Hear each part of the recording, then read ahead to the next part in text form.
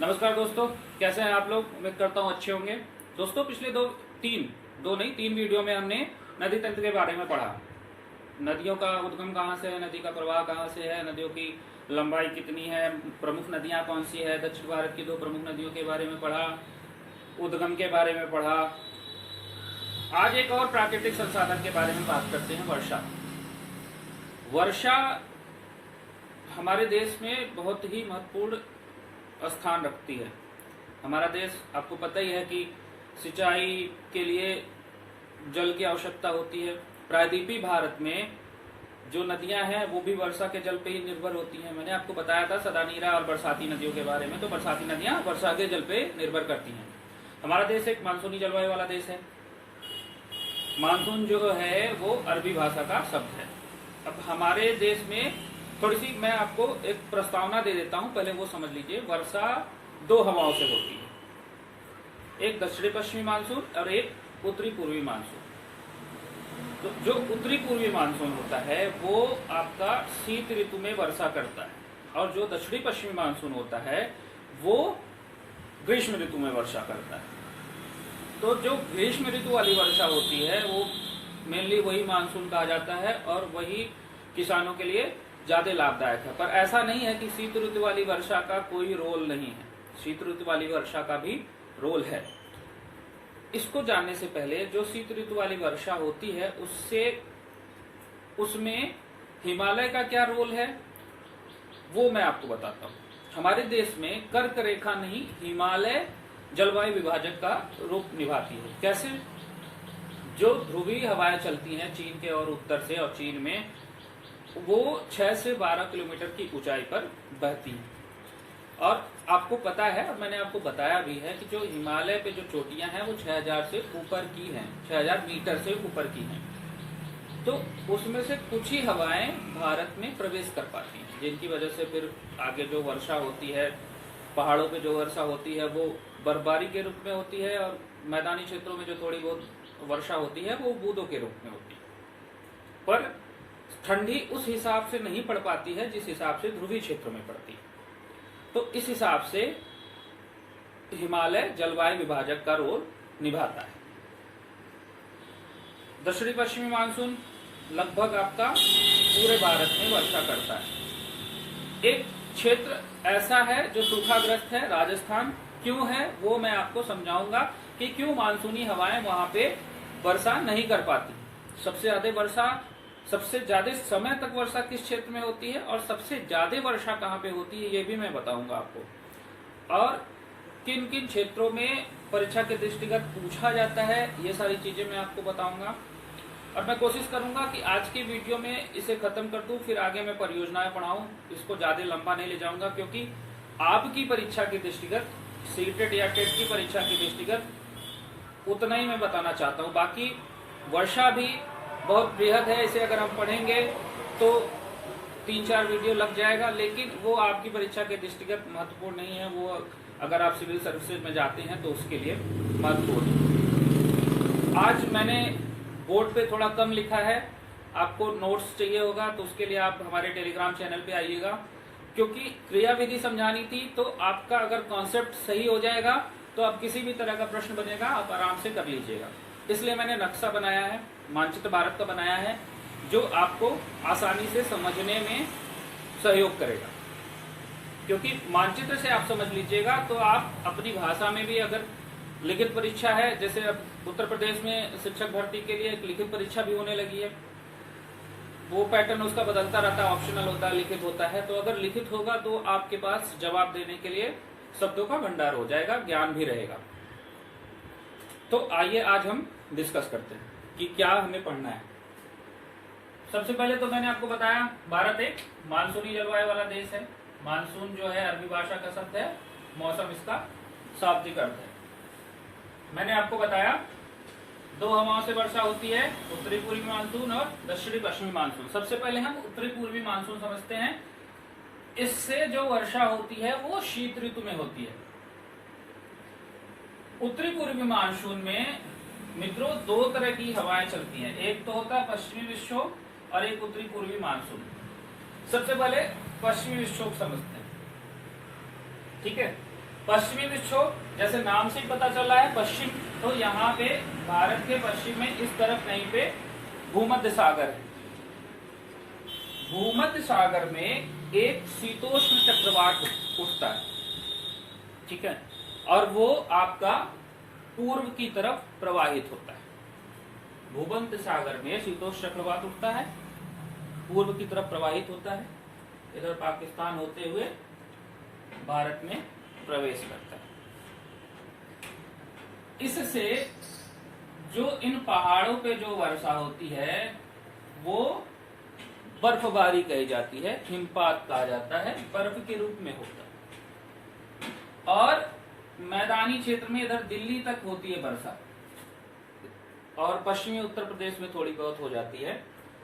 क्यों इतनी ही होती है, उससे आगे क्यों नहीं होती है? क्योंकि भूमध्य सागर से ये हवाएं इतना ज्यादा सफर करती हैं कि यहाँ तक आते आते इनकी स्पीड भी कम हो जाती है, जो इनकी गति होती है, और इनमें जो नमी होती है, जो ये भूमध्य सागर से नमी लेके आती है इधर आपका अफगानिस्तान, पाकिस्तान, सब जगह तो वर्षा करते हुए आती है, सब जगह तो ये वर्षा करेगी। ऐसी तो थोड़ी ना कि भारत के लिए स्पेशल चल रही है, भारत में ही वर्षा करना है, कहीं और नहीं करना है। तो यहाँ पे आके स्पीड कम हो जाती है, गति कम हो जाती है, तो पहाड़ों पे जो बर्फ गिरती है वो जो वर्षा होती है वो बर्फ के रूप में हो जाती है, और यहाँ दिल्ली तक जो मैदानी भागों में होती है वो आपका जल रूप में हो जाती है।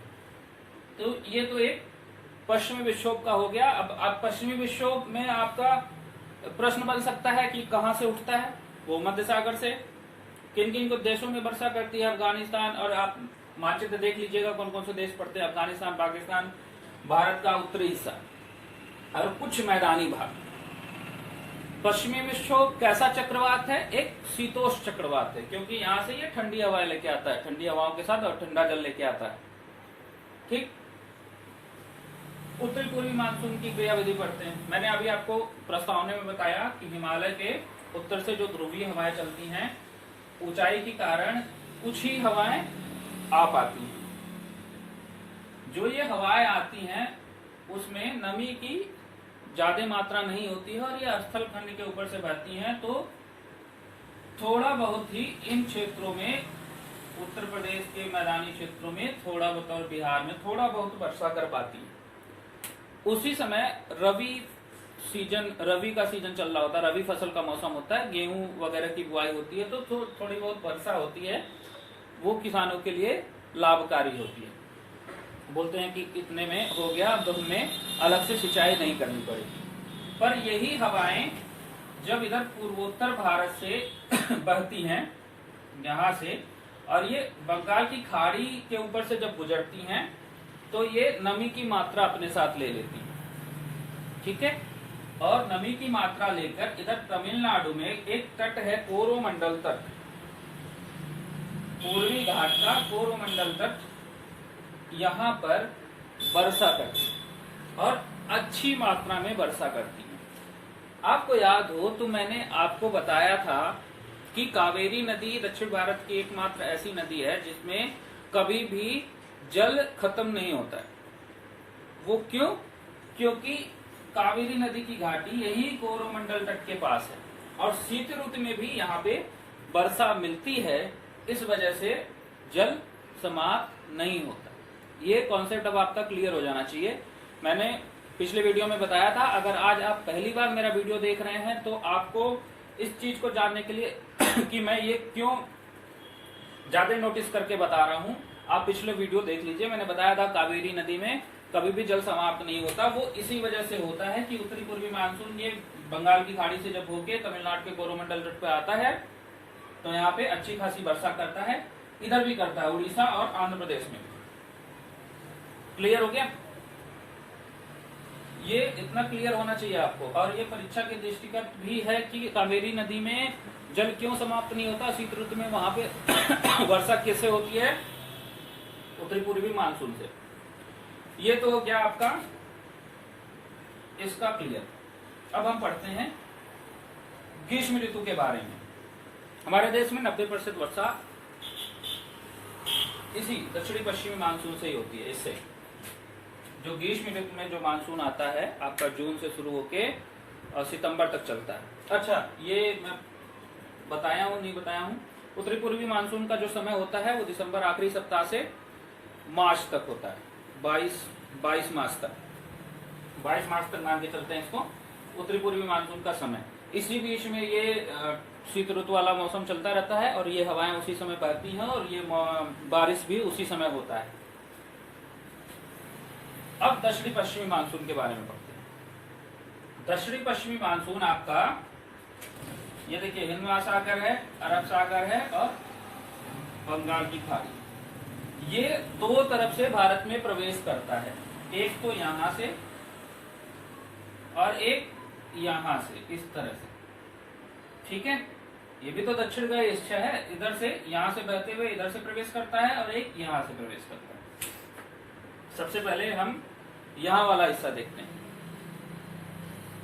जब यहां से ये प्रवेश करता है तो सबसे पहले ये मैंने आपको बताया था कि ये पश्चिमी तट है और ये पूर्वी तट है। तो सबसे पहले यहाँ पे ये पश्चिमी तट पे केरल में मालाबार तट है, केरल में मालाबार तट है, वहां पर टकराकर सबसे पहले ये वर्षा करता है जून के प्रथम सप्ताह में।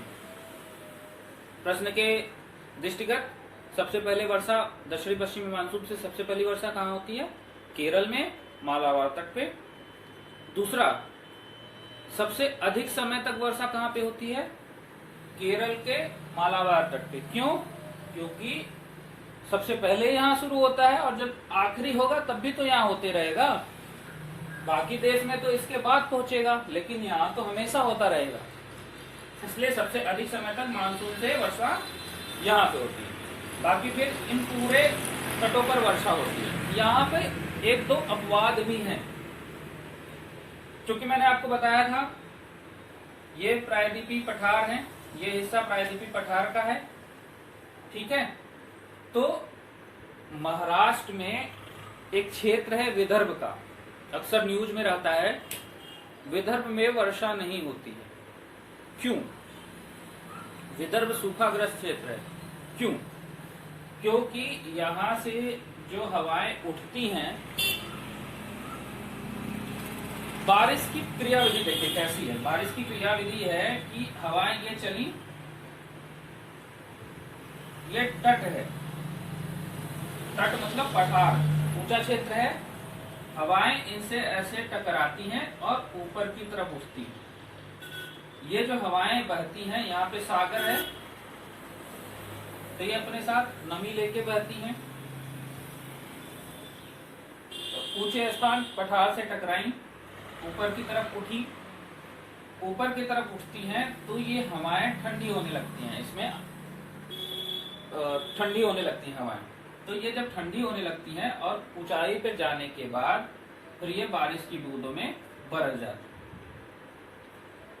तो ये तो इन तटों पर इससे ये वर्षा कर देती है, ये पूरे यहाँ तक, ठीक है, ये यहाँ तक ये पूरा वर्षा कर देती है। लेकिन यहाँ पर विदर्भ के पास जब इस ढलान पे जाती है तो ये नमी यहीं पे खत्म कर देती है, इस तरफ इसके पास नमी बचती ही नहीं है, जल सब यहीं पे खत्म कर देता है, इस तरफ नहीं बचता है। इसलिए विदर्भ और इस हवा से, दक्षिणी पश्चिमी हवा से, जो अरब सागर शाखा है, दक्षिणी पश्चिमी में एक चीज मैं भूल गया था, दक्षिणी पश्चिमी मानसून में दो शाखाएं हैं।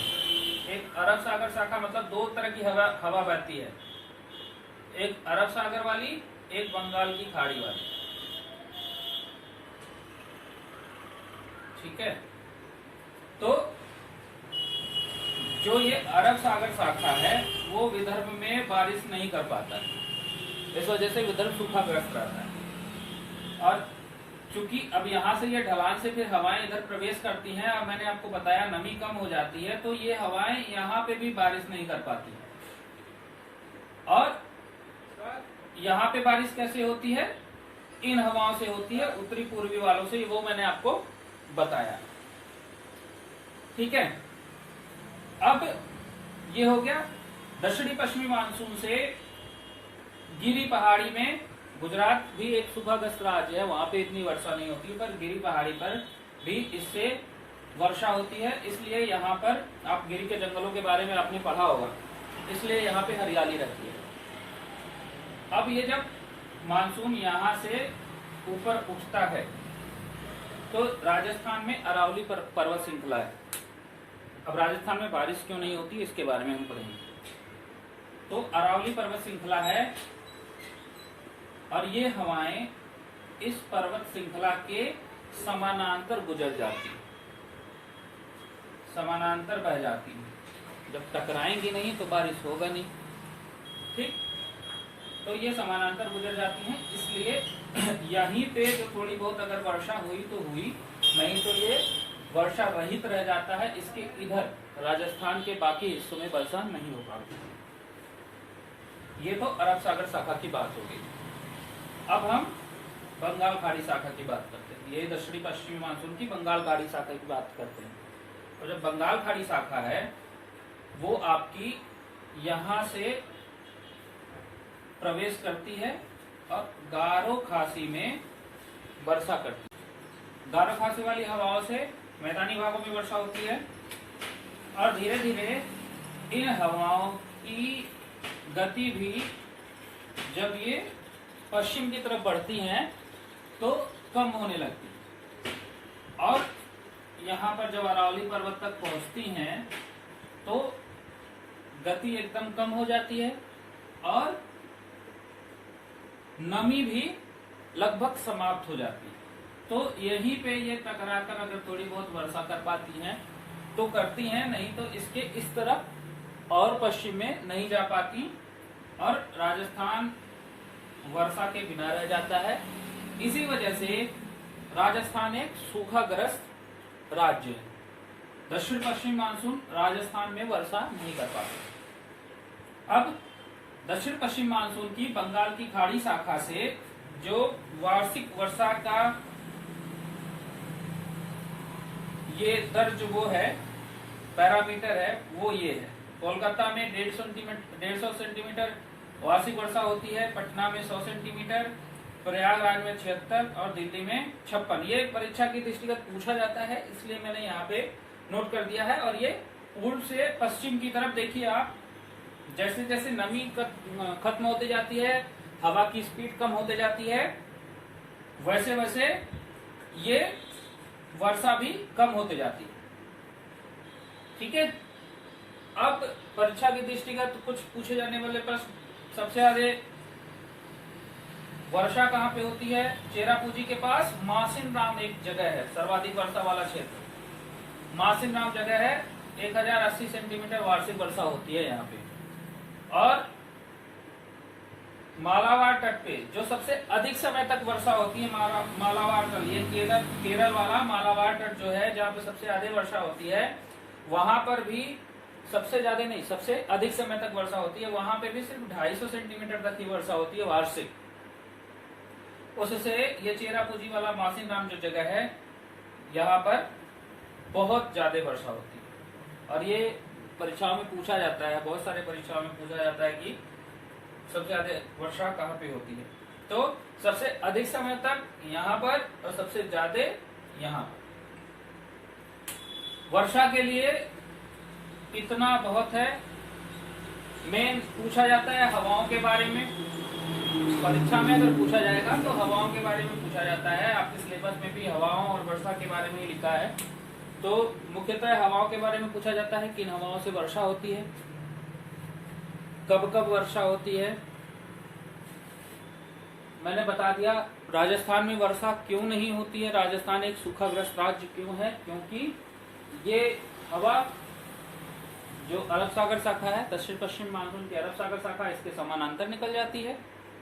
और ये बंगाल खाड़ी शाखा यहाँ तक पहुँचते पहुँचते इसकी गति और इसकी नमी दोनों कम हो जाती है। इस वजह से यहाँ पे वर्षा नहीं हो पाती और ये एक सूखाग्रस्त राज्य है। पर अभी यहाँ पे बहुत सारे बदलाव आ गए हैं। मैं जब परियोजनाएं आपको पढ़ाऊंगा तो उन परियोजनाओं से बहुत सारे बदलाव आ गए हैं। जहाँ पर कभी पानी की उम्मीद नहीं की जा सकती थी, वहां पे भी नहरों के माध्यम से, परियोजनाओं के माध्यम से जल पहुंच गया है। शीत ऋतु में वर्षा कैसे होती है, क्यों लाभदायक है, वो मैंने आपको बता दिया। सबसे ज्यादा शीत ऋतु वाली हवाओं से सबसे ज्यादा वर्षा तमिलनाडु में कोरोमंडल तट पे होती है, परीक्षा में पूछा भी जाता है, वो मैंने आपको बता दिया। पिछले वीडियो का प्रश्न था कावेरी नदी में हमेशा जल क्यों रहता है, उसका भी समाधान हमने कर लिया। परीक्षा के दृष्टिगत वार्षिक वर्षा पूछी जाती है जिन क्षेत्रों में, वो यहाँ पे लिखा हुआ है। इसका डिटेल नोट्स आपको चाहिए होगा तो वो आप उससे टेलीग्राम चैनल पे ले लीजिएगा। आप मुझे मांगेंगे तो मैं आपको वो दे दूंगा। बाकी इसमें एक चीज और है, समय आप लोग ध्यान रखिएगा इसमें कि मैंने नोट नहीं किया यहाँ पे, अच्छा यहाँ पे है, जून के प्रथम सप्ताह से सितंबर द्वितीय सप्ताह तक, और ये आपका दिसंबर में मार्च तक। समय भी आप लोग याद रखिएगा, परीक्षा में पूछ लिया जाता है कि ग्रीष्म ऋतु वाला मानसून कब से कब तक रहता है, शीत ऋतु वाला मानसून कब से कब तक रहता है, तो ये आपको पता होना चाहिए। डेट बहुत सारी किताबों में और बहुत सारे लोग डेट भी बोलते हैं कि 1 जून से 15 सितंबर तक, और आपका 20 दिसंबर से लेके 22 मार्च तक शीत ऋतु वाला। तो अगर आपको डेट पे जाना है डेट पे चले जाइए, पर ये सप्ताह वाला ठीक है, क्योंकि कोई जरूरी नहीं है कि 1 जून को ही वर्षा हो जाएगी। ठीक है, ये तो प्राकृतिक चीजें हैं, इस पे किसी का बस नहीं है, तो ये कभी भी हो सकता है। तो ये वर्षा हो गई, ये वर्षा हो गई, ये वर्षा हो गई। पश्चिमी विक्षोभ आप लोग ध्यान रखिएगा, शीतोष्ण चक्रवात है, परीक्षा में पूछा जाता है। तो आज की वीडियो में वर्षा के दृष्टिगत इतना बहुत है, परीक्षा में भी इतना पूछा जाता है। आगे मैं आपको परियोजना पढ़ाऊंगा। अगर आपको ये वीडियो अच्छा लगा है तो लाइक और सब्सक्राइब करिएगा। पहली बार चैनल से जुड़े हैं तो सब्सक्राइब कर लीजिएगा, क्योंकि आगे आने वाली वीडियो फिर आपको पता चलती रहेगी। धन्यवाद।